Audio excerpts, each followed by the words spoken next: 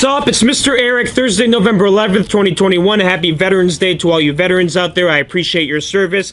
Now, I'm 4 days behind on these videos, so you know what that means? I gotta grind them out. I'll try to make them short, sweet, to the point, full of fun information. If there's any BS, let me know. I'll stop the BSing. Okay, so today's another day at St. Francis Hospital for orientation. However, it's not the typical orientation presentation stuff. Instead, it's a full day of EPIC training only for nurses. If you don't know what EPIC is, it's basically the computer charting system that hospitals use to keep track of information on patients during their hospital stays. So if a doctor wants to find all the medications that a patient received during their hospital admission, they can look in the chart on EPIC. If a nurse wants to document how much a patient urinated in the urinal, they can document it in EPIC and so forth. And pretty much everybody in the hospital has access to EPIC, so it's a nice and easy way for people to learn more about the patients and be on the same wavelength. Thankfully for me, I'm pretty well versed in EPIC, so today was a breeze for me. However, there's other people who have to be trained on it too because they haven't used it yet, so I'm happy to get a refresher. Honestly though, it's hard to learn everything in one day of training, especially when you move from one thing to another so quick.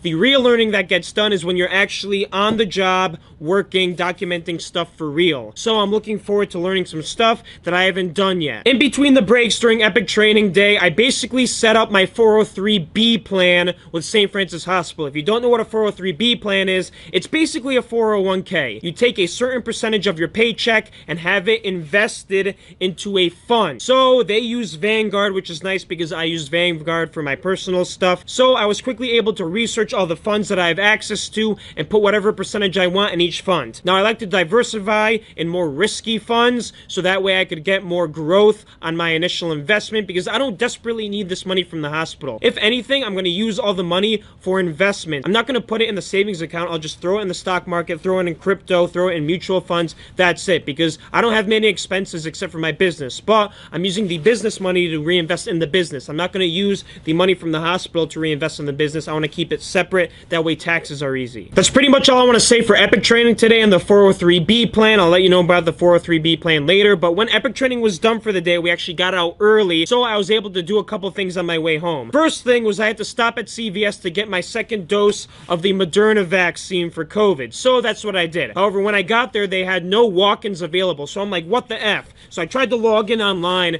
and find an available appointment, and they weren't accepting any. So I'm like, screw this, I'll just sign up for the Target one. So in the next half an hour, I was expected to be at Target to get the second dose of the vaccine. So I go to Target, I go up to the lady, I gave her my first vaccine card, and she's like, all right, let me go put you in the system. Then she comes back and she's like, you know you're a week early for your second dose, and I'm like, what the heck? They told me today's the day to go. But she's like, nope, you're a week later. The Moderna is supposed to be 28 days after initial dose, and this is only 21 days. So I'm like, what the hell? Apparently, St. Francis Hospital needs my vaccine information by November 14th. So I'm kind of screwed. How am I going to put the information in if I didn't get the second dose yet? You know what? I don't even care. The pharmacist lady talked to me. She's like, don't worry about it. Just talk to your employer. So if they make a big stink about it at the hospital, I'm just going to let them know what happened, and I'm going to get my second dose next week. I'm going to get it on the 19th. It shouldn't be a big freaking deal. We will see. Okay, so right after that, I actually went to U-Haul because next week, Josh Grooms and I are taking the trip to Pennsylvania to go pick up the donation bins that he found on Facebook Marketplace so we can use them in our reseller business. I basically had to measure the back of the 8-foot pickup truck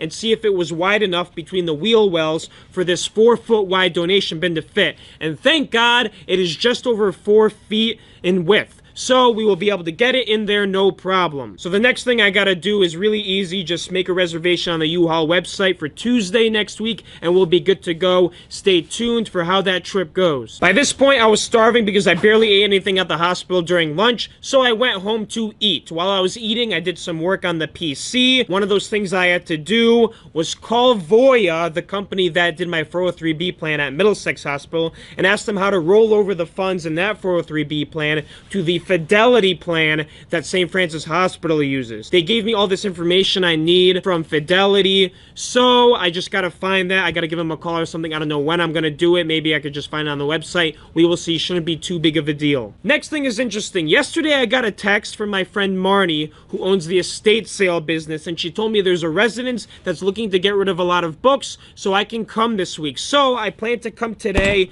in the evening around 5 p.m. So I went to Weathersfield. On my Weathersfield, I got the idea, let's stop at Dunkin' Donuts, buy a $20 gift card for Marnie, because she's done a lot for us to get books. You know, you always want to do kind things for people that give you opportunities. Marnie has allowed me to go into different estate sale houses before the sale happens and let me pick out the books that I want. So easy for me. I really appreciate her doing it for me. So I'm not just going to say thank you every time. I'm going to give her a gift. That's what you got to do. People love gifts. And Marnie certainly was happy to see when I gave her a $20 gift card for Dunkin', because apparently she goes to Dunkin' every day to get coffee. So I made her happy. That's how you do business with people. You got to appreciate what they do and give them gifts as a result. So let's fast forward into walking into this Wethersfield estate. And let me tell you, this place was crazy. The basement was filled with bookshelves. If you haven't seen on my Instagram page for my bookstore at worthwhile.reads_,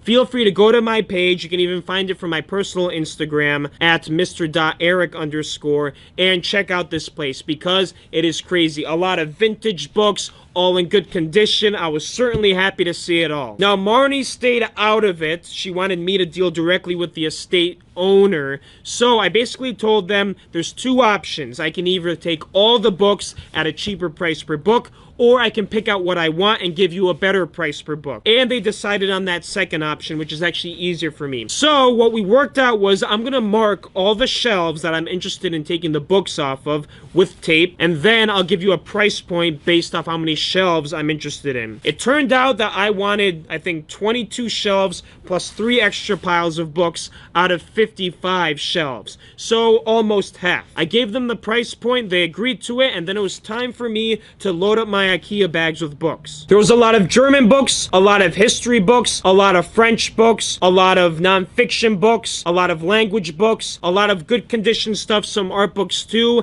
that can look pretty profitable. I obviously got to do the research later and scan through some stuff, but I'm excited to see what I get. The best part of the night, though, I gotta say, was not just finding these books, but what happened after. This family that owns the estate, so it's a mother and a father who are pretty elderly, and then a daughter and her husband who are at the house right now. They invite me to have dinner with them, and they made this bomb chicken sausage pasta. And I'm telling you, I'm not usually into that stuff, but this tasted freaking good. I don't know where it came from. They said HelloFresh, but it didn't taste like that type of thing. It tasted like a well-done home-cooked meal. They invited me to sit with them and eat the food. We had a great conversation. We talked about restaurants. We talked about Tennessee. We talked about Polish food. We talked about how you want to save up your money to buy a home one day, how it's better to live at home with your parents and milk it until you're ready to move out. All this stuff. They gave me great advice on life. I really appreciated it. They're very nice people. They're going to be moving to Florida because the income tax and the pension tax are too high in Connecticut. They'll be able to get rid of that if they go to Florida, so I very much respect the move. I wasn't able to get all the books today because apparently there's some they want to look through still, so I can come back the other day and then thank them for their help and see them again.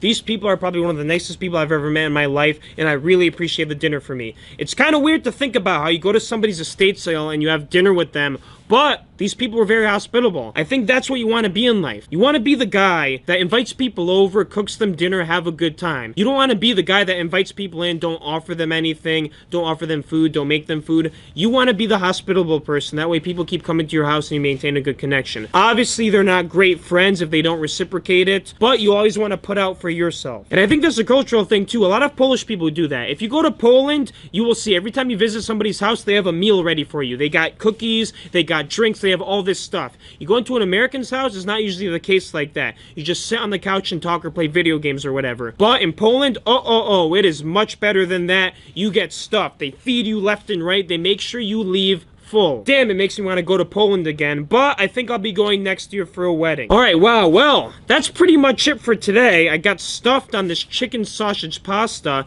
Super good. Got some books. I wasn't able to bring the books to the warehouse yet. They're still in the car. I gotta go home again and go to sleep early because tomorrow is a skills day at the hospital. I gotta practice my nursing skills. So I'll tell you all about that in the next video. Peace.